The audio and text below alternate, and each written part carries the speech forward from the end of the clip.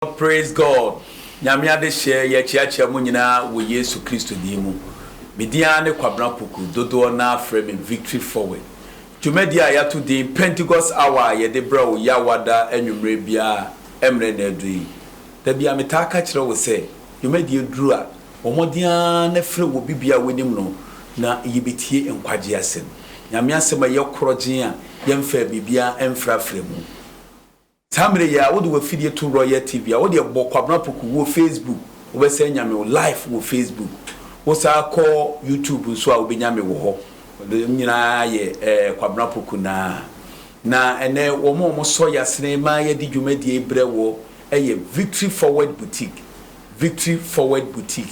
ena atwuma kwanwoma Ruraban na atwuma kwanwoma Ruraban so abipia santimemu ha ebo ama yesika semu ye ha eti misrawa fa osika koho Mr. Kotia oba obema bank mu nchechire mu bibia ne number so ne go screen ase no ena wo pay Victory Forward nso wo Kumasi Crow from ebi wo airport run about ebi nso ewo amokom na me pese me jaba ton ne ma yem pastor na wodi nyame asem ye krogen a yemfa bibia mfrafre mu na yebewi a me de atwuma kwanwoma ene Victory Forward emu enchirichire mu nyina beba eti enwumre meja baton no ama yensofo Ahmed Anani Echampon owo Kumasi Nutafo Pentecost no ene won na di nyame asem ye krogen breye eti bomodin ne yi wasum ne bi wani eti nyame asem ayemfa bibia mfrafrem ene beboa wo pa nyame won hye den hyira wo mame papa meja baton na mo yo yemo paye agye Nyankopon ye de wase ewo Yesu Kristo di mu se waye ya dom na ne ya bepie fidie so ejai ye kasa ane ye dwumadi eba wonim se obedi ye kan wade nyina mu na ewiye ne de wona ase ama eyi ne mpae bo ewo Yesu di mu amen adofo no mo ane anuanom ya de nchia free agye Nyankopon oba ne honkonkron ema mu nyina amen na wotwe miensa ne ane ye share sa encheche yase amatu ni din lukewarmness botrobojo na wotwe be miensa ni ye shase ye dadi kan ne na wotwe etosumienu enne da etosumiensa nti be fa ne se part 3 part 3 lukewarmness your foundation scripture ye nyano Revelation chapter 3 verses 15 and 16 mankind free New King James version Revelation chapter 3 verse 15 and 16. I read, I know your works, that you are neither cold nor hot. I wish you were either one of the or the other.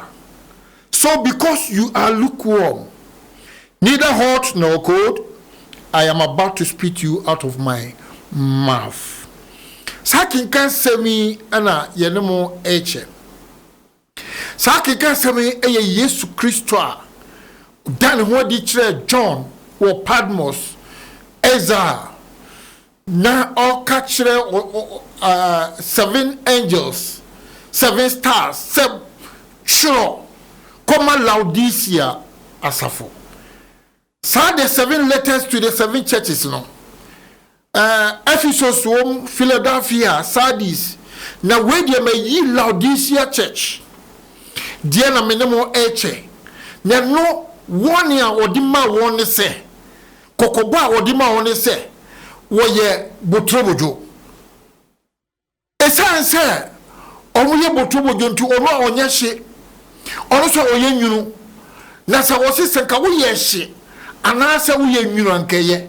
Na botrobojo de mefew mafa manum sakin kansami ena etu makoma edi aye bihihye atom so se mini wiase nyina enche sasami sanse Yesu Kristo the omnipotent omnipresent and omniscient God se okase obefi asoro no efri nenum a ne che se asoro no amana yare asoro no amana bofro no ni asoro na kodru no enye nanika enti obasi asoro na the original church a ocho sakrata yi koma wo no said John and children come out a Laodicea church.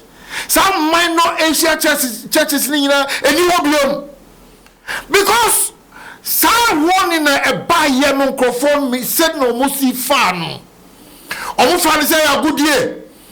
And that's almost fan saying because AD 610 years and Kremosum buy and Kremosum about the capture some minor Asia Honina ma Hawaii Islamic world dia 610 years or what now.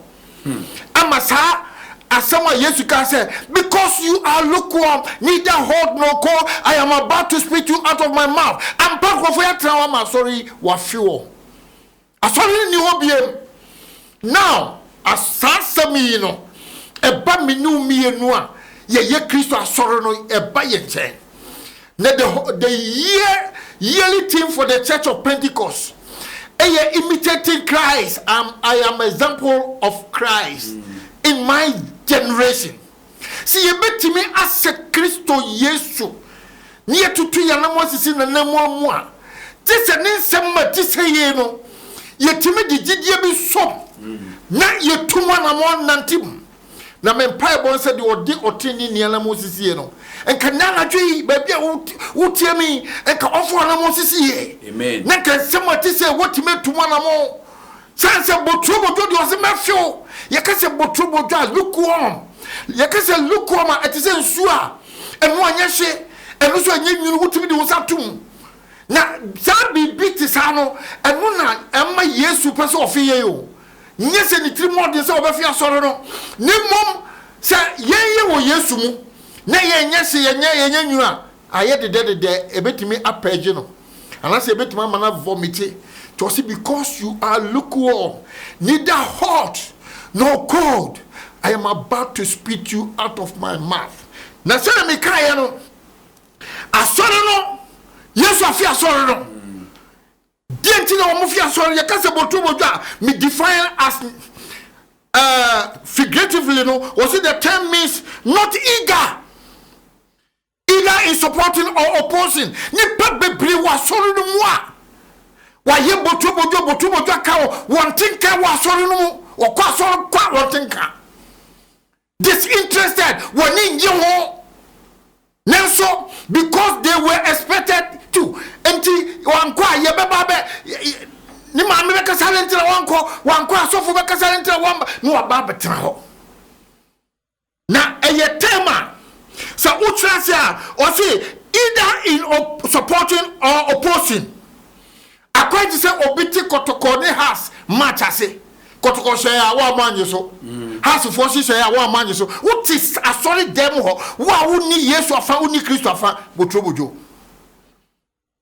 disinterested on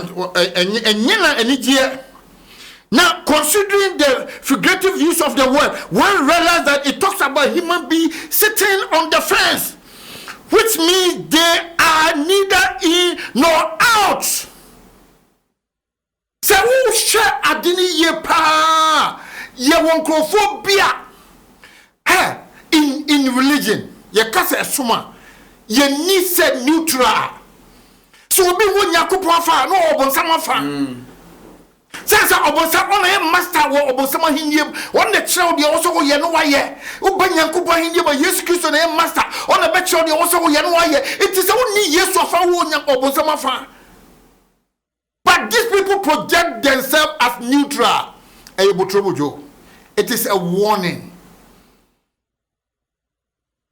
They may be described as absent-minded spectators who project themselves as neutral or only show their presence or occupy available spaces because they are expected to. If you cry away also for one gospel, Rebecca said, I don't tell so for Manu Soraco. That's what you do. A bit my your officer, a bit my basa we member. Now, ya me ya fatwa. To say we call electricity company, we call water and sewage, we call to say bank of commercial bank, and go 42 or 1 year juma. We call business silent when you was all me. I could just and ye juma no call. No be me. O baba betraho. Also on ye juma and ye botubo. Ni put be breaking yamia sorry fees, or no on what juma no. ono so a on sori ho say oye officer o agia to no so onya hwe otokwa so oye osofo a eye di kwa onya adwuma no oye member wodam onu a wo firi mu a entosini wo mu so a enyema ana ye botuobojo na manyame asore ba bia wo se nyame pagya asore ko botuobojo ati asore no na one year Jesus say mahu nyuma wo hu ne ekoso wo asore ni mu anything na wode fa ye so say yen kan kire na sakira wadwen amen na sakira wadwen o se minmu nyuma se ka ye nyuma kaye wo ye seso kaye na botuobojo de mafam manum adentina yemfa namye yemfa shobobi enye nyame adwuma emmo nyame adwuma ensum nyame na kwati se kwasia mankwa Kristo som Sunday morning saint kwasia dan kwa ne kwa sori esan se yentenka enkanya bia ni ho ye ne nyade ye ye no ho akwati se ye piaka nipa ni bi sateta ho yes ye push 1 2 3 push 1 2 3 push ne sata ho ana push no bo na ne sata ono on pushi na ne saso ta ho enka ofiri ho a ko bi baba be gire ho pushi bebre wo ho wa bra ba wo de ti Kristo som wo sata ho wa on pushi asoro no mo ma asoro no nkoso ana wo so ebegu egu na wo timu sa na na twi senka obi ba temene wo se nyame na ekasa fa ye mu se ya moye ho boden ni anya hia obefiw yen na sister brother say yesu be fi odi ani na chese wo yeti asewu wo yeti asewu awrade hu ye mobo ma church free na wotwe miensa na yehu the causes ma Laodicea church yesu hu o mo sa kwan no so na yehu say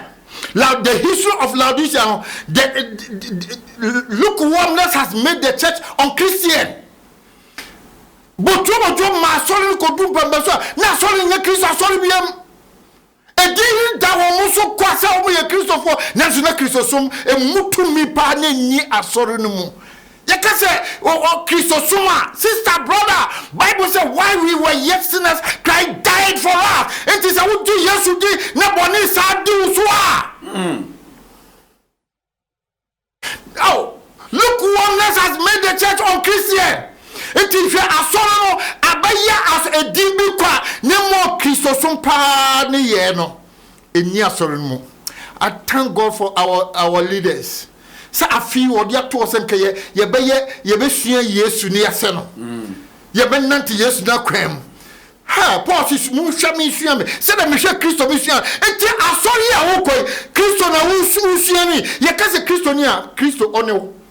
Kristo oneo abrabo a wo bo eye Kristo abrabo obi a wanya nkwaje no sei na obo na abrabo obi a Yesu awu amano no sei na obo na abrabo adano GBC are GTV ya ono mo invite ya no mo interview ya no bisam senti Easter ye bedi enti Easter na deche Easter bi aduro na che Yesu sa bewu ama ye born in teenage ye dibo ni anache odi ache odi hey sister brother mama kan cho say text bi o Bible ma ye ntanka o say emna ye nyenye no kure mu nimdie nye nu ti ye sapa ye boa pasa ko ye boni de e de na boni wa aforo boni wo ma ye biem o say ti entra adumi mu emma boni no so say debita Kristo so de sister brother enya godie enya me pa na me ye command ewo mo se nyame di obi apama no nyenso abedum papa so wo paninti wo se ka wo ye hyiankaye